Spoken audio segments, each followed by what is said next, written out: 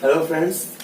तो कल last class जो आपका यूट्यूब वीडियो था उसमें मैंने इंसुलिन कंप्लीट कराया था और आज हम लोग उसके आगे चलने वाले हैं। इंसुलिन का अगला जो पार्ट है तो नोट करेंगे, that is oral hypoglycaemic agent.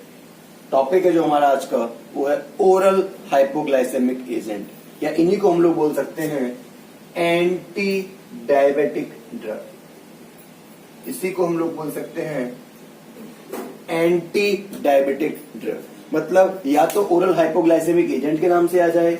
Oral hypoglycaemic agent का मतलब क्या होता है? ऐसे ड्रग जो ओरल रूट से दिए जाते हैं, ऐसे ड्रग जो ओरल रूट से दिए जाते हैं। और हाइपोग्लाइसेमिक का मतलब है कि ये एजेंट क्या करते हैं, ये एजेंट आपकी बॉडी में ग्लूकोज लेवल को कम करेंगे। ठीक है, और कैसे कम करेंगे? तो अलग अलग मैकेनिज्म है जिसके थ्रू ये ग्लूकोज को कम करते हैं। ठीक है, तो आपको समझ में आ गया ओरल हाइपोग्लाइसेमिक क्यों बोला गया? क्योंकि इनका जो प्रिफर्ड रूट होता है वो ओरल रूट होता है, और हाइपोग्लाइसेमिक का मतलब हो गया कि ये ब्लड ग्लूकोज को कम कर रहा है। तो चलिए स्टार्ट करते हैं। तो सबसे पहली कैटेगरी जो ओरल हाइपोग्लाइसेमिक एजेंट के अंदर आती है उसको हम लोग बोलते हैं कैटेगरी नंबर ए। इसको आप लोग मान लीजिए कैटेगरी नंबर ए। इसको बोला जाएगा कि ये वो ड्रग हैं जो इंसुलिन के सीक्रेशन को बढ़ाते हैं। These are the drugs that increase insulin secretion. These are the drugs that increase insulin secretion. ये क्या करेंगे? इंसुलिन के सीक्रेशन को बढ़ाएंगे। ठीक है, दूसरी कैटेगरी के जो ड्रग है वो है जो इंसुलिन के रेजिस्टेंस को कम कर रहे हैं, that overcome resistance of insulin. उसको मैंने बोल दिया बी कैटेगरी। क्या बोला? That overcome insulin resistance, that overcome insulin resistance. तो ये दो कैटेगरी आपकी मेन हो गई। एक हो गई जो इंसुलिन को सीक्रेशन को बढ़ाते हैं, मतलब इस कैटेगरी में वो सारे ड्रग आएंगे जो आपकी बॉडी में इंक्रीज करेंगे इंसुलिन के रिलीज को पेनक्रियास से। इंसुलिन कहाँ होता है? पेनक्रियास की बीटा सेल में। और जो ओवरकम इंसुलिन रेजिस्टेंस है, इसका मतलब मैंने आपको पहले ही टाइप 2 बताया था। टाइप 2 में ये बताया था कि टाइप 2 डायबिटीज मेलाइटिस में क्या होता है कि इंसुलिन अपने रिसेप्टर के प्रति रेजिस्टेंस डेवलप कर लेता है। तो जब इंसुलिन जाएगा भी तो रेजिस्टेंस हो जाएगा, तो सेंसिटिविटी उसकी खत्म हो जाएगी। तो क्या इंसुलिन अपना काम कर पाएगा? नहीं कर पाएगा, है ना। तो यहाँ पर जो रेजिस्टेंस आ रहा है टाइप 2 में, उस रेजिस्टेंस को क्या करना है? कम करना है। ठीक है, ओवरकम करना है, खत्म करना है। तो ये हो गया हमारे बी कैटेगरी के ड्रग। सी कैटेगरी आपकी मिसलेनियस कैटेगरी है। इसमें अलग अलग मैकेनिज्म के ड्रग इन्वॉल्व होंगे और उन सभी के बारे में हम लोग बात करेंगे। तो चलिए स्टार्ट करते हैं ए कैटेगरी से। मैंने आपको ए कैटेगरी कौन सी बताई? जो इंसुलिन के सीक्रेशन को बढ़ा दे। बी बताया जो इंसुलिन के रेजिस्टेंस को कम कर दे। और सी बताया जो मिसलेनियस कैटेगरी का है। जो मिसलेनियस का मतलब है और कौन कौन सी मैकेनिज्म है जिनके थ्रू आपका पॉसिबल है, ठीक है, जिनके थ्रू आपका पॉसिबल है कि वो आपकी बॉडी में डायबिटीज को सही कर दें। तो सबसे पहली कैटेगरी मैंने आपको जो बताई थी गाइस वो है drugs that increase insulin secretion. अब इसके अंदर देखेंगे क्या क्या आता है। Drugs that increase insulin secretion, इसके अंदर क्या क्या आता है तो नोट करेंगे। इसके अंदर दो कैटेगरी के ड्रग आते हैं। इसके अंदर दो कैटेगरी के ड्रग आते हैं। पहली कैटेगरी तो वो है जो हम लोग बोल सकते हैं, जिसको हम बोल सकते हैं पोटेशियम चैनल ब्लॉकर। लेकिन कौन से potassium channel? ATP sensitive, ATP sensitive potassium channel blocker, ATP sensitive potassium channel blocker. और जो दूसरी कैटेगरी है उसको हम लोग बोलते हैं, सेकंड कैटेगरी को कौन सा? DPP4 inhibitor.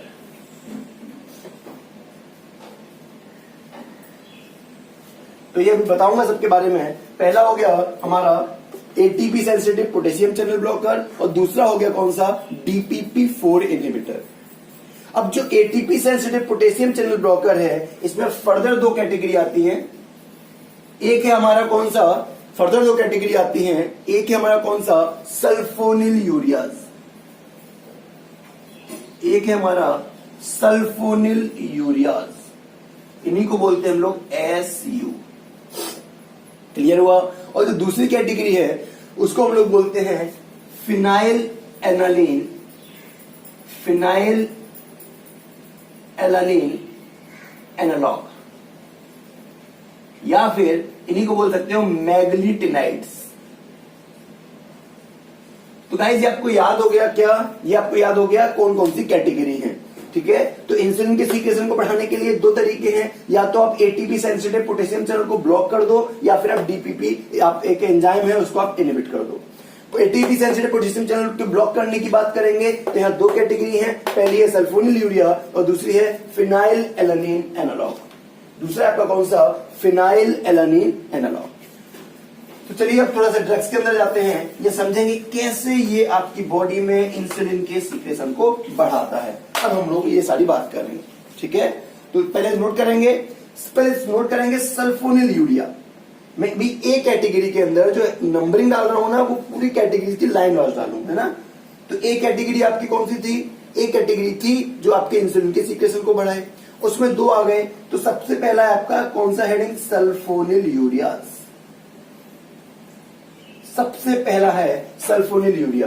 तो एज नोट करेंगे इसमें दो कैटेगरी के ड्रग हैं, पहला है फर्स्ट जनरेशन ड्रग और दूसरे हैं आपके सेकेंड जनरेशन ड्रग। दो जनरेशन के ड्रग हैं यहां पर, पहला फर्स्ट जनरेशन और दूसरा है कौन सा? Second generation. फर्स्ट जनरेशन में ड्रग जो आता है that is your टॉलब्यूटामाइड। First generation में जो ड्रग है वो कौन सा है? टॉलब्यूटामाइड। क्लोरप्रोपामाइड भी था लेकिन बुक से हटा दिया गया है क्योंकि फर्स्ट जनरेशन को जनरली हम यूज नहीं करते, ठीक है। अब आते हैं सेकेंड जनरेशन पर। यहां पर आपका ड्रग है ग्लीबेनक्लामाइड, ग्लीबेनक्लामाइड, ग्लीक्लाजाइड, ग्लीक्लाजाइड, ग्लीमेपिराइड। नोट करेंगे ग्लीबेनक्लामाइड, ग्लीक्लाजाइड, ग्लीमेपिराइड, और एक होता है आपका ग्लीक्लाजाइड के साथ ग्लीपीजाइड। एक होता है आपका ग्लीपीजाइड। ग्लीबेनक्लामाइड को ही बोलते हैं ग्लीब्यूराइड। ग्लीबेनक्लामाइड को बोलते हैं ग्लीब्यूराइड। तो ये हो गए आपके पहले क्लासिफिकेशन। फर्स्ट जनरेशन में कौन सा ड्रग है? टॉलब्यूटामाइड सल्फोनिल यूरिया के अंदर। सेकेंड जनरेशन में है ग्लीबेनक्लामाइड, ग्लीक्लाजाइड, ग्लीमेपिराइड या ग्लीपीजाइड। अगर आपको टिक लगाना है एग्जाम में तो बस ग्ली वाले ड्रग देख लेना, ये इसी में आते हैं, बाकी कहीं नहीं मिलेंगे आपको। ये ग्ली वाले ड्रग है, केवल यहीं पर मिलेंगे। इतना क्लियर हुआ? ये हो गई सल्फोनिल यूरिया की बात। और जो सेकेंड कैटेगरी है, सेकेंड कैटेगरी में नोट करना, मैंने आपको दो बताए थे ना एटीपी सेंसिटिव पोटेशियम चैनल को ब्लॉक करने वालों में। पहला बताया था सल्फोनिल यूरिया और दूसरा कौन सा बताया था? मैग्लीटिनाइड्स या फिर फिनाइल एलानीन एनालॉग। सेकेंड थे आपके मैग्लीटिनाइड्स या फिर फिनाइल एलानीन एनालॉग्स। तो यहां पर नोट करेंगे जब हम मैग्लीटिनाइड की बात करते हैं तो यहां पर ड्रग आता है हमारा रेपाग्लिनाइड, रेपाग्लिनाइड। पहले नोट करते जाओ ड्रग के नाम, ठीक है। दूसरा हमारा कौन सा? नेटेग्लिनाइड। तो एक हो गया हमारा रेपाग्लिनाइड और दूसरा हो गया हमारा नाटेग्लिनाइड। एक हो गया हमारा रेपाग्लिनाइड और दूसरा हो गया कौन सा? नाटेग्लिनाइड। इतना क्लियर हुआ? तो ये हमारा हुआ कौन सा? पहली कैटेगरी। ये दोनों की दोनों हमारी ए कैटेगरी के अंदर आती हैं। ये दोनों हमारी ए कैटेगरी के अंदर आती हैं। ए कैटेगरी में क्या था? ए कैटेगरी का मतलब था वो ड्रग जो एटीपी सेंसिटिव पोटेशियम चैनल को ब्लॉक करेंगे, ठीक है। मेरे हिसाब से आपको समझ में आ रहा होगा। तो ये है आपका जो एटीपी सेंसिटिव पोटेशियम चैनल को ब्लॉक करेंगे। तो ये हो गया आपका कौन सा? क्लासिफिकेशन ए कैटेगरी का कंप्लीट। फर्स्ट और सेकंड दो कैटेगरी हो गई, इसमें सब यूनिट सब कैटेगरी है और ये आपके ड्रग्स हो गए। अब थोड़ा अंदर बात कर लेते हैं, ठीक है। इतना आप लोगों को क्लियर हो गया। अब थोड़ा अंदर बात करते हैं। तो सबसे पहले मैं सल्फोनिल यूरियाज के पॉइंट्स बता रहा हूं जो एग्जाम पॉइंट ऑफ व्यू से इंपोर्टेंट है, ठीक है। नोट करेंगे सल्फोनिल यूरियाज के पॉइंट। सल्फोनिल यूरियाज, सबसे पहला पॉइंट तो यही नोट कर लेना कि these are effective only for type 2 diabetes mellitus. These are used for type 2 diabetes mellitus only. ठीक है, टाइप 1 में काम नहीं करेंगे भाई, वो तो इंसुलिन डिपेंडेंट थी ना, क्यों काम करेंगे उसके। ठीक है, उसका पॉइंट, अगला पॉइंट नोट करना कि जो फर्स्ट जनरेशन ड्रग्स हैं, जो आपके फर्स्ट जनरेशन सल्फोनिलूरिया है, वो अब यूज नहीं होते। First generation are not used now. ठीक है, फर्स्ट जनरेशन है वो आउटडेटेड हो गए हैं, उनका अब यूज बहुत ज्यादा नहीं है। क्लियर हुआ। लेकिन जब हम इसके मैकेनिज्म की बात करते हैं, जब हम इसके मैकेनिज्म की बात करते हैं तो नोट कर लेना, मैकेनिज्म बहुत सिंपल है।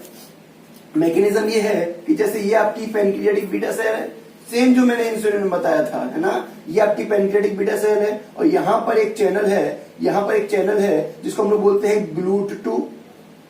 यहां पर एक चैनल है जिसको हम बोलते हैं GLUT2।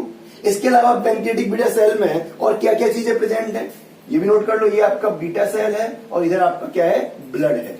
इधर आपका ब्लड है, तो एक तरफ बीटा सेल है और दूसरी तरफ ब्लड है। पहले ये समझ लीजिए क्या इसकी एनाटॉमी है ना, पैनक्रियाटिक बीटा सेल में क्या क्या प्रेजेंट है। तो एक GLUT2 हो गया जिसके थ्रू ग्लूकोज का ट्रांसपोर्ट होना है। एक यहां पर प्रेजेंट है पोटेशियम चैनल, जो कि आपका कैसा है, एटीपी सेंसिटिव। इसी की तो बात कर रहे थे ना। एक आपका एटीपी सेंसिटिव पोटेशियम चैनल है, एक आपका GLUT2 प्रेजेंट है, एक ATP sensitive potassium channel present है।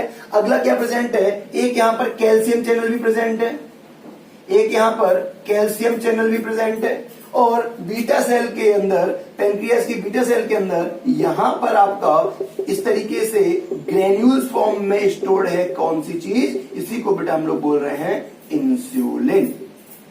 इसी को हम लोग बोल रहे हैं इंसुलिन। समझ में आया, पहली पूरी फिजियोलॉजी समझ में आ गई। GLUT2 आपका एक चैनल है, एक एटीपी सेंसिटिव पोटेशियम चैनल है, एक आपका कैल्शियम चैनल है, और एक है आपका कौन सा, इंसुलिन। एक है आपका कौन सा, इंसुलिन।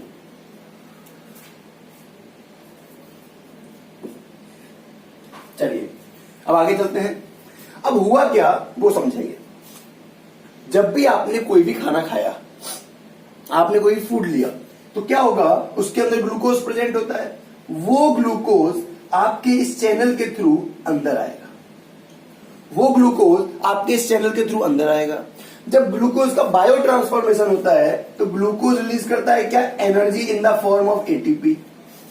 ग्लूकोज फॉर्म करता है energy in the form of ATP. अब ये एटीपी क्या करेगा कि जैसे ये एटीपी बना, ये एटीपी इस वाले चैनल को ब्लॉक कर देगा, ये एटीपी इस वाले चैनल को ब्लॉक कर देगा।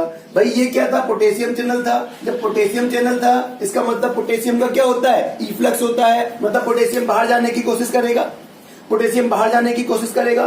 तो हो क्या रहा है, जब ये चैनल ब्लॉक हो गया तो क्या पोटेशियम बाहर जाएगा, नहीं जाएगा, है ना। यही मैं आपको बताना चाहता हूं गाइस कि जब ये आपका अंदर आ गया ग्लूकोज, और ग्लूकोज ने एटीपी बना ली, तो उसके बाद ये एटीपी इस चैनल को ब्लॉक कर देगा, और जब ब्लॉक कर देगा तो पूरा की पूरा पोटेशियम आपका अंदर रहेगा।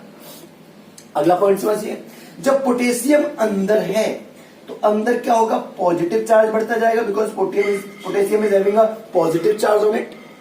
और जब पॉजिटिव बढ़ेगा तो एक तरीके से जब पॉजिटिव बढ़ेगा तो स्लाइटली इसके इन्फ्लुएंस में ये कैल्शियम चैनल क्या हो जाएगा, ओपन हो जाएगा, क्योंकि पॉजिटिव होने से अंदर कैसा माहौल हो गया, डीपोलराइजेशन का, है ना। तो under the influence of this depolarisation calcium channel opens, calcium channel आपका ओपन हो जाएगा। और जैसे ही कैल्शियम ओपन हुआ तो ये कैल्शियम क्या करेगा, ये कैल्शियम इस वाले इंसुलिन वाले जो स्टोर्ड इंसुलिन था उसको खोल देगा, और पूरा का पूरा इंसुलिन आपका इस तरीके से ब्लड में चला जाएगा। क्लियर हुआ। तो ये आपका मैकेनिज्म बताया मैंने पूरा, किसका, सल्फोनिल यूरिया का। क्या बताया, सल्फोनिल यूरिया का। ठीक है, तो सल्फोनिल यूरिया क्या करता है, एटीपी सेंसिटिव पोटेशियम चैनल को ब्लॉक कर देता है। ठीक है, और कैसे ब्लॉक कर देता है, by binding with specific receptor. जो सल्फोनिल यूरिया है, sulfonylurea they bind with specific receptor called as sulfonylurea receptor 1। ठीक है, इस पॉइंट को नोट कर लीजिए। सल्फोनिल यूरिया रिसेप्टर 1 पर जाके बाइंड करेगा, और वहां से बाइंड करने के बाद वो एटीपी सेंसिटिव पोटेशियम चैनल को ब्लॉक कर देगा, और जब वो ब्लॉक हो जाएगा तो उसके बाद आपका इंसुलिन का रिलीज बढ़ जाएगा, इंसुलिन का रिलीज बढ़ जाएगा। तो गाइस ये हो गया आप लोगों का पूरा कंप्लीट। कौन सा? ये हो गया आपका मैकेनिज्म ऑफ सल्फोनिलयूरियाज कंप्लीट। ये हो गया आपका मैकेनिज्म ऑफ सल्फोनिलयूरिया कंप्लीट। अब आते हैं इसकी फार्माकोकाइनेटिक्स पर, ठीक है। अब आते हैं इसकी फार्माकोकाइनेटिक्स पर। क्या क्या इंपॉर्टेंट पॉइंट है फार्माकोकाइनेटिक्स के? तो सबसे पहला तो नोट करना, मैं सल्फोनिलयूरियाज ही पढ़ा रहा हूं अभी तक, है ना। तो फार्माकोकाइनेटिक्स में नोट करना कि सबसे पहला पॉइंट तो ये है कि दे आर एब्जॉर्ब्ड ओरली, क्योंकि आप ओरल रूट से दे रहे हो। They are absorbed orally, orally बहुत अच्छे से एब्जॉर्ब होते हैं, और इनकी जो प्रोटीन बाइंडिंग होती है इट इज 90%। इसकी जो प्रोटीन बाइंडिंग है वो 90% होती है। They are absorb orally and having a protein binding of 90%। Volume of distribution कम है। इसका जो वॉल्यूम ऑफ डिस्ट्रीब्यूशन, जो फार्माकोकाइनेटिक पैरामीटर्स होते हैं, है ना, इसका वॉल्यूम ऑफ डिस्ट्रीब्यूशन कम है। यूरिन में एक्सक्रीट होती है, क्योंकि ये ड्रग यूरिन में एक्सक्रीट होती है, इसलिए किडनी पेशेंट को बहुत ध्यान से देना, ठीक है। Cautiously used with kidney dysfunctioning patient. Urine में एक्सक्रीट होती है, देयरफॉर किडनी पेशेंट, मैं शॉर्टकट में लिख रहा हूं, आप लोग पूरा लिखेंगे, ठीक है। किडनी पेशेंट में इसलिए कॉशन के साथ यूज करते हैं, है ना। कौन सा? सल्फोनिलयूरियाज। तो गाइस ये हो गया फार्माकोकाइनेटिक्स। लास्ट में नोट करेंगे हम लोग इंटरेक्शन क्या है। फार्माकोकाइनेटिक्स समझ में आ गया, एब्जॉर्प्शन बहुत अच्छा है, 90% प्रोटीन बाइंडिंग है, वॉल्यूम ऑफ डिस्ट्रीब्यूशन बहुत कम है, यूरिन में एक्सक्रीट होता है, क्योंकि इसलिए एक्सक्रीट हो यूरिन में होने के कारण हम लोग किडनी पेशेंट में बहुत ही कॉशन के साथ देंगे। अब बात करते हैं इंटरेक्शन की। यहां से क्वेश्चन आपका बन जाता है। इंटरेक्शन में दो तरीके के क्वेश्चन पूछे जाते हैं। कौन कौन से ऐसे ड्रग्स हैं जो कि सल्फोनिलयूरिया के एक्शन को इंक्रीज करेंगे? कौन कौन से ऐसे ड्रग हैं जो कि सल्फोनिलयूरिया के एक्शन को, जो कि ड्रग्स डिक्रीजिंग सल्फोनिलयूरियाज एक्शन, कौन कौन से ऐसे ड्रग हैं जो सल्फोनिलयूरिया के एक्शन को बढ़ाएंगे, और कौन कौन से ऐसे ड्रग हैं जो सल्फोनिलयूरिया के एक्शन को कम करेंगे। तो गाइस कुछ भी नया नहीं है। याद करो पिछला वाला वीडियो, याद करो पिछला वाला वीडियो, जहां मैंने आपको यह बताया था कि इंसुलिन, कौन कौन से ऐसे ड्रग हैं जो इंसुलिन के एक्शन को बढ़ाएंगे, और कौन कौन से ऐसे ड्रग हैं जो इंसुलिन के एक्शन को कम करेंगे। सेम चीज यहीं पर। भाई देखो, सल्फोनिलयूरिया का एक्शन बढ़ रहा है, इसका मतलब क्या होगा? डायबिटीज नहीं होगी। और इंसुलिन का एक्शन बढ़ रहा है, इसका मतलब क्या होगा? डायबिटीज नहीं होगी। मतलब दोनों आपका सेम चीज है। तो लगभग सेम ड्रग है, कुछ नया नहीं याद करना। वहां मैंने आपको बताया था, क्या बताया था? मैंने ये बताया था कि बेटा बिल्लू, याद आ रहा है ट्रिक? बेटा बिल्लू क्या कर रहा था? बेटा बिल्लू ने जब एल्कोहल के साथ टी ली थी, है ना, कहा उसको पीर हो रही थी, इसलिए तो उसको हाइपोग्लाइसेमिया हो गया, है ना। तो वही कंडीशन यहां पर है, वही सेम ट्रिक लगा दो। लेकिन ड्रग सारे नहीं है। यहां पे नोट करना, बेटा बिल्लू नहीं है, यहां पे बेटा बिल्लू नहीं है, उसके सैलिसिलेट आ गया। मैं ये बता रहा हूं कैसे आपको कनेक्ट करना है। सैलिसिलेट, ठीक है, प्रोप्रानोलॉल, सैलिसिलेट, प्रोप्रानोलॉल और टी ली थी किसके साथ? एल्कोहल के साथ। बस ये सारे ड्रग हो गए। सैलिसिलेट का मतलब हो गया एस्पिरिन, प्रोप्रानोलॉल मतलब प्रोप्रानोलॉल, टी का मतलब थियोफाइलिन, लीथी का मतलब lithium, alcohol is alcohol, alcohol is alcohol. तो ये वो सारे ड्रग हैं जो सल्फोनिलयूरियाज के एक्शन को बढ़ाते हैं। अगर बोला जाए कौन कौन से ड्रग हैं जो सल्फोनिलयूरिया के एक्शन को कम करते हैं, तो यहां याद कर लेना कौन सा? कॉफ्ट, COFT, वही वाले ड्रग इंसुलिन वाले हैं। C for corticosteroid, O for oral contraceptives, F for furosemide and T for thiazide. F for furosemide और T फॉर थायाजाइड। तो ये हो गया आप लोगों का इंटरेक्शन, ये हो गया आप लोगों का इंटरेक्शन किस चीज का? सल्फोनिलयूरियाज का। ये हुआ आप लोगों का इंटरेक्शन किसका? सल्फोनिलयूरियाज का। लास्ट में नोट करेंगे कौन कौन से एडवर्स इफेक्ट हैं, कौन कौन से एडवर्स इफेक्ट हैं सल्फोनिलयूरियाज के। है ना। कौन कौन से एडवर्स इफेक्ट हैं सल्फोनिल यूरियाज के, नोट करेंगे। Adverse effect of sulphonyl ureas, adverse effect of sulphonyl ureas. तो भाई सबसे पहला तो यह है कि सल्फोनिल यूरियाज कॉज करते हैं हाइपोग्लाइसेमिया, इसलिए प्रेफर्ड ड्रग नहीं है, ऐसा सबसे बेस्ट ड्रग ये नहीं है सल्फोनिल। क्यों? क्योंकि हाइपोग्लाइसेमिया कॉज करता है। दूसरी चीज ये कॉज करता है वेट गेन, ये बहुत अच्छा पॉइंट है। क्योंकि वेट गेन कॉज करता है, इसका मतलब हम कैसे पेशेंट को नहीं दे सकते, ये ओबेस पेशेंट को नहीं दे सकते। देयरफॉर ओबेस पेशेंट को हम जनरली नहीं देते। जो मोटे लोग होते हैं उन लोगों को हम लोग ये नहीं देते, नोट कर लीजिए। अगला पॉइंट नोट करेंगे, ओबेस पेशेंट को नहीं देते। हाइपर सेंसिटिविटी कॉज करता है,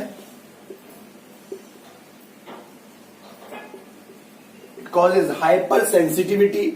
और लास्ट में नोट करेंगे, फीडिंग मदर को या प्रेग्नेंट फीमेल को नहीं देना, फीडिंग और प्रेगनेंसी में नहीं देना। तो गाइस ये हो गए आपके एडवर्स इफेक्ट किसके, सल्फोनिल यूरियाज के। ये हो गए एडवर्स इफेक्ट सल्फोनिल यूरियाज के। अब आगे की बात करते हैं। तो ये हो गई आपकी पहली कैटेगरी कंप्लीट। बस इसमें जो मेन इंपोर्टेंट था ना वो था कौन सा, वेट गेन। इसको थोड़ा सा आप याद रखेंगे, यही आपके काम की चीज है ना। मैं बहुत इंपॉर्टेंट पॉइंट से आपको बता रहा हूं। अगला नोट करेंगे second is of phenylalanine analogue. Phenylalanine analogue, देखो अभी मैंने क्लासिफिकेशन में लिखाया था ना, या इसी को बोलते हैं मैग्लीटिनाइड्स, या इसी को बोलते हैं मैग्लीटिनाइड्स, इसी को बोलते हैं मैग्लीटिनाइड्स। इसमें नोट करेंगे, यहां पर मैंने दो ड्रग बताए थे आपको, एक था आपका रेपाग्लिनाइड और दूसरा था आपका नार्टेग्लिनाइड। एक था आपका रेपाग्लिनाइड और दूसरा था कौन सा, नार्टेग्लिनाइड। मैंने ये पॉइंट यहां पे इंपोर्टेंट बताना है कि ये आपके बहुत ही स्पीड से वर्क करते हैं। They are having quick and short acting insulinotropic action. मतलब अगर देखा जाए तो सल्फोनिल यूरियाज के कंपेरेटिव मैकेनिज्म सेम है, ये भी आपका sensitive potassium, ATP sensitive potassium channel को ब्लॉक कर रहा है ना। लेकिन क्या है कि इसका जो एक्शन है वो बहुत तेज होता है कंपेयर टू आपका सल्फोनिल यूरियाज। दूसरा, अगर पेशेंट आपका पोस्ट प्रेंडियल हाइपरग्लाइसेमिक है, अगर पेशेंट आपका पोस्ट प्रेंडियल हाइपरग्लाइसेमिक है, मतलब खाना खाने से पहले नहीं, खाना खाने के, है ना, तो उस कंडीशन में हम लोग पहले नंबर पे जो ट्रीटमेंट चॉइस रहता है दोनों में से, तो वो रेपा नहीं है, वो हमारा नार्टेग्लिनाइड। क्या है वो, नार्टेग्लिनाइड। और सेकंड पे हमारा कौन सा, रेपाग्लिनाइड। मतलब कहने वाली बात यह है कि अगर आपसे पूछा जाए कि पोस्ट प्रेंडियल हाइपरग्लाइसेमिया में दोनों में से कौन सा देना है, तो हमेशा याद रखना नार्टेग्लिनाइड पहले देना है, ठीक है। खाना खाने के बाद वाली ग्लाइसेमिया है जिसको हम लोग पोस्ट प्रेंडियल ग्लाइसेमिया बोलते हैं, लेकिन एक पॉइंट याद रखना, ये खाना खाने के 10 मिनट पहले दिया जाता है ना, जिससे आप खाना अगर खाओगे तो उसका ग्लूकोज आपका नहीं बढ़ेगा, ठीक है। और बढ़ेगा भी तो इंसुलिन का रिलीज आपका इतना होगा कि वो आपका कंट्रोल में रहेगा। तो गाइस ये हम आपका हो गया कौन सा, सेकंड कैटेगरी, जिसको बोलते हैं phenylalanine analogues. Phenylalanine analogue. चलिए आगे चलते हैं। अगला हम नोट करेंगे तीसरे नंबर की कैटेगरी जो आती है जो इंसुलिन को बढ़ाए। देखो मैंने पहले बताया था ए जो इंसुलिन के एक्शन को बढ़ाते हैं, उसमें पहला था जो एटीपी सेंसिटिव पोटेशियम चैनल को ब्लॉक कर दें। उसके अंदर दो कैटेगरी आ गई, वो खत्म हो गया। अब आते हैं जो इस तरफ लिखा था मैंने DPP-4 इनहिबिटर। गाइस ये समझ लो, ये बहुत इंपॉर्टेंट बता रहा हूं मैं आपको, ये आपके एग्जाम में पूछा जाता है। DPP-4 इनहिबिटर, तो माइनस के ऊपर ऐसे लगा दूं तो इसका मतलब होता है इनहिबिटर, ठीक है, इसका मतलब होता है इनहिबिटर। पहले तो गाइस ड्रग नोट कर लो कौन कौन से ड्रग हैं। पहले तो ड्रग नोट कर लो कौन कौन से ड्रग हैं। सबसे पहला है आपका सीटाग्लिप्टिन, सारे ग्लिप्टिन होते हैं, दूसरा आपका वीडाग्लिप्टिन, ग्लिप्टिन्स हैं। पहला हो गया सीटाग्लिप्टिन, दूसरा हो गया वीडाग्लिप्टिन, तीसरा हो गया एलोग्लिप्टिन, एलोग्लिप्टिन। फिर हो गया आपका लीनाग्लिप्टिन, फिर हो गया आपका लीनाग्लिप्टिन, फिर हो गया आपका सेक्साग्लिप्टिन, फिर हो गया आपका सेक्साग्लिप्टिन। नोट कर लिया? सीटाग्लिप्टिन, वीडाग्लिप्टिन, सेक्साग्लिप्टिन, लीनाग्लिप्टिन और कौन सा हो गया आपका एलोग्लिप्टिन। और जो एक बहुत अच्छा काम कर रहा है अभी वो आपका टेनेलीग्लिप्टिन, टेनेलीग्लिप्टिन। तो ये आपके सारे के सारे ग्लिप्टिन्स हो गए। ये आपके 6 ड्रग हैं जो DPP-4 इनहिबिटर्स में जनरली पूछे जाते हैं। इतना क्लियर हुआ? ये आपके वो 6 ड्रग हैं जो जनरली पूछे जाते हैं DPP-4 इनहिबिटर में। गाइस जो यहां पे इंपॉर्टेंट है वो है हमारा इसका मैकेनिज्म। देखो सभी ड्रग का ना मैकेनिज्म पता होना चाहिए और सभी का इंडिविजुअल तो देखो अलग अलग नहीं होते, लेकिन कैटेगरी वाइज सबका पता होना चाहिए। तो मैं आपको ये बता रहा हूं कि कैसे DPP-4 इनहिबिटर काम करते हैं, है ना? कैसे DPP-4 इनहिबिटर काम करते हैं तो देखेंगे। मान के चलिए ये है आपकी बीटा सेल, मान के चलते हैं ये है हमारी बीटा सेल और यहां पर ये हमारा लोकेशन पे एक रिसेप्टर इस तरीके से प्रेजेंट है जो कि जी प्रोटीन कपल रिसेप्टर है। सारे पॉइंट एक एक हिसाब से लिखते जाएंगे। ये हमारा एक रिसेप्टर प्रेजेंट है, ठीक है, मेम्ब्रेन में, transmembrane of beta cell. ये हमारा जी प्रोटीन कपल रिसेप्टर का टाइप है और इस रिसेप्टर का जो नाम है ये जनरली है किसका रिसेप्टर, जिसको बोलेंगे incretin receptor. This is your incretin receptor. पहले सारी चीजों को समझते जाओ। यहां पर आपका इंसुलिन ग्रेन्यूल्स के फॉर्म में स्टोर्ड है इनसाइड द बीटा सेल। ये तो आप सभी को पता है बहुत अच्छे से, तो सभी होशियार हो गए ना, ये सबको पता है। ये आपकी बीटा सेल के अंदर ये इंसुलिन प्रेजेंट है। क्या प्रेजेंट है? ये इंसुलिन प्रेजेंट है। समझ में आया इतना? ये इंसुलिन प्रेजेंट है। अब क्या होता है कि जब भी कभी ग्लूकागोन लाइक पेप्टाइड या फिर जीआईपी या फिर वीआईपी, ये तीनों आपकी बॉडी में स्टिमुलेट होती हैं, ये तीनों आपकी बॉडी में जनरेट होती हैं। ये जनरेट कब होगी? ये जनरेट जब होगी जब आप ओरली ग्लूकोज लोगे। क्यों? क्योंकि ये आपका रिलीज होता है कहां से? गट से। ये आपका रिलीज होता है कहां से? गट से। जैसे आप ओरली ग्लूकोज लेते हो ना, ओरली जब आप खाना खाते हो ना, तो उस कंडीशन में आपकी जो इंटेस्टाइन है ना, आपकी इंटेस्टाइन के अंदर एकदम से एक केमिकल का रेगुलेशन होता है, एक सेंसिटाइजेशन होता है केमिकल का, और जो रिलीज करता है GIP-1, GIP, GLP-1 और VIP। इन्हीं को हम लोग प्यार से बोलते हैं इनक्रेटिन्स। इन्हीं को हम लोग बोलते हैं क्या? इनक्रेटिन्स। तो जैसे ही आपने ग्लूकोज लिया, लेकिन ओरल रूट से, इस चीज का ध्यान रखेंगे, IV नहीं ना, ओरल रूट से। जैसे ही आपने ओरल रूट से ग्लूकोज लिया तो क्या होगा? ये तुरंत आपके गट को सेंसिटाइज करेगा, वहां से रिलीज होगा क्या? GLP-1, GIP, VIP, जिनको इंक्रेटिन बोलते हैं। और जैसे ही ये रिलीज हुए, ये तुरंत जाके अपने यहां पर जो GPCR फॉर्म का है इंक्रेटिन रिसेप्टर, इस पे जाके बाइंड हो जाएगा। क्या होगा? इस पे जाके बाइंड हो जाएगा। जैसे ही बाइंड होगा इस पे जाके, तो क्या होगा? बाइंड होने के बाद ये तुरंत एक्टिवेट करेगा एडिनाइल साइक्लेज को। जैसे ही बाइंड हुआ ये तुरंत एक्टिवेट करेगा एडिनाइल साइक्लेज को। और एडिनाइल साइक्लेज का काम क्या होता है कि ये तुरंत आपका ATP को कन्वर्ट कर देगा साइक्लिक AMP में। ये ATP को कन्वर्ट करेगा साइक्लिक AMP में। और we can say adenylyl cyclase will increase the level of cyclic AMP inside the beta cell. Is it clear? अब आती है मुद्दे की बात। जैसे ही साइक्लिक AMP बढ़ा तो तुरंत के तुरंत इसने आपका जो इंसुलिन स्टोर था उसको बाहर निकाला, और ये बाहर निकाला तो ये इंसुलिन पूरा आपका ब्लड में आ जाता है। तो ये तो मैं ये बता रहा हूं कि ग्लूकोज के बाद कैसे आपका ये अच्छी सारी प्रोसेस हो रही है। तो आप जब भी खाना खाते हो ना, जब भी, है ना, तो हमेशा ध्यान रखना इसी प्रोसेस से आपका इंसुलिन रिलीज होता है। इसी प्रोसेस से आपका इंसुलिन रिलीज होता है। तो गाइस ये बहुत अच्छा काम चल रहा था, GLP-1, GIP, VIP, ये सारी की सारी चीजें बहुत अच्छी चल रही थी, है ना। अच्छा एक मिनट, यहां पे एक और पॉइंट नोट कर लो। यहां पे एक और पॉइंट नोट कर लो कि जो GLP-1 GIP VIP है ना, कुछ एंटी डायबिटिक ड्रग ऐसे भी होते हैं जो इनको स्टिमुलेट करते हैं। कॉन्सेप्ट समझो, पूरा कॉन्सेप्ट इस मैकेनिज्म में है। ये सारी चीज अच्छी समझ में आ गई ना आपको। इसमें क्या हो रहा है, इसमें इंसुलिन का रिलीज हो रहा है, मतलब ये आपकी बॉडी के लिए अच्छा है, आपको डायबिटीज नहीं होगी। Is it clear? तो अब एक क्वेश्चन ये भी तो आ सकता है कि सर कोई ऐसे ड्रग नहीं आते जो GLP-1 GIP VIP को बहुत ज्यादा स्टिमुलेट करते रहे, जो इनके एगोनिस्ट हो, है ना? क्योंकि ये अगर रहेगा तो हमारी बॉडी में ग्लूकोज बनता रहेगा। तो नोट कर लेना, बिल्कुल है गाइस, ब्लू पेन से आपका ड्रग लिख रहा हूं, यहां पर जो ड्रग है, लेकिन वो ओरल रूट से नहीं देते, वो ओरल रूट से नहीं देते, है ना? इसलिए मैं यहां नहीं बता रहा हूं। क्लासिफिकेशन में क्यों नहीं बताया? क्योंकि ओरल रूट से नहीं दिया जाता, आपका सबक्यूटेनियस रूट से इंजेक्शन दिया जाता है। ड्रग का नाम है, मैं इस ड्रग का नाम यहां लिख देता हूं, देखो जो स्टिमुलेट कर रहा है इसको, एक है आपका एक्जिटेनाइड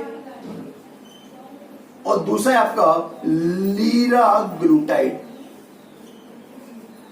बस ये ड्रग के बारे में कुछ नहीं पढ़ना, बस इतना नोट कर लो कि इन दोनों को स्टिमुलेट करता है, इन दोनों का एगोनिस्ट है, एक्जिटेनाइड और लीराग्लूटाइड। पूछा जाएगा एक्जिटेनाइड और लीराग्लूटाइड क्या कर रहा है? कुछ नहीं, जो इंक्रेटिन्स हैं उनको स्टिमुलेट कर रहा है। लेकिन ये तो हो गई कहानी जो हमारे लिए अच्छा था। अब उठाते हैं भाई रेड मार्कर। अब क्या हो रहा है, अच्छी खासी कहानी चल रही थी, लेकिन इसमें दखल अंदाजी देने आ गया एक एंजाइम, और उस एंजाइम का नाम था DPP-4। DPP-4 का फुल फॉर्म होता है डाईपेप्टिडाइल पेप्टाइडेज 4। इसका मतलब है डाईपेप्टिडाइल पेप्टाइडेज 4। इसने क्या किया, डाईपेप्टिडाइल पेप्टाइडेज 4 ने, कि ये एंजाइम क्या करता है, ये इस इंक्रेटिन को डिग्रेड कर देगा, ये इस इंक्रेटिन को डिग्रेड कर देगा। और जैसे ही इंक्रेटिन डिग्रेड हुए तो क्या वो अपने इंक्रेटिन रिसेप्टर पर जाएंगे? नहीं जाएंगे। जब वो वहां नहीं जाएंगे तो क्या एडिनल साइक्लेज बनेगा? नहीं बनेगा। जब एडिनल साइक्लेज नहीं बनेगा तो क्या साइक्लिक एमपी बढ़ेगा? नहीं बढ़ेगा। जब साइक्लिक एमपी नहीं बढ़ेगा तो क्या इंसुलिन का रिलीज होगा? नहीं होगा। तो कुल मिला के कह सकते हैं कि हमारे लिए सबसे खतरनाक कौन है? ये एंजाइम। कौन सा? डाईपेप्टिडाइल पेप्टाइडेज 4। अब क्या कर सकते हो भाई? अब एक काम नहीं कर सकते हो, इसको इनहिबिट कर दो। तो इसको इनहिबिट करने वाले ड्रग मैंने अभी आपको बताए थे, कौन कौन से? सीटाग्लिप्टिन, वीडाग्लिप्टिन, साइक्साग्लिप्टिन, एलोग्लिप्टिन, लीनाग्लिप्टिन, है ना? ये सारे मैंने आपको ड्रग्स बताए थे। तो ये हो गया आपका पूरा मैकेनिज्म क्लियर, किसका? डाईपेप्टिडाइल पेप्टाइडेज 4 का। तो गाइस इस तरीके से इस तरीके से आपका कंप्लीट हो गया पहला पार्ट ओरल हाइपोग्लाइसेमिक एजेंट का, जिसको कि हम लोग बोलते हैं ऐसे ड्रग जो इंसुलिन के रिलीज को बढ़ाएंगे। क्लियर हो गया? इसमें मैंने पहले बताया एटीपी सेंसिटिव पोटेशियम चैनल को ब्लॉक करने वाले, उसमें दो कैटेगरियां हैं, सल्फोनिलयूरियाज और दूसरी है हमारी कौन सी? मैग्नेटिनाइड्स।